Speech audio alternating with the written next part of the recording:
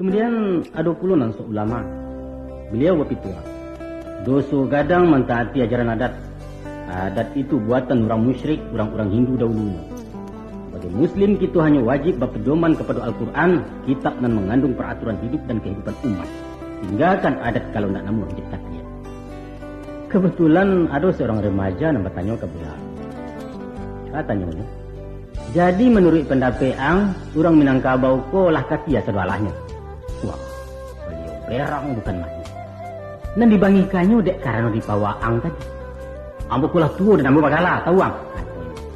Beliau tidak menyadari bahwa waang itu artinya anda dalam bahasa Indonesia dan anta dalam bahasa Arab. Tidak pasti sebenarnya berang.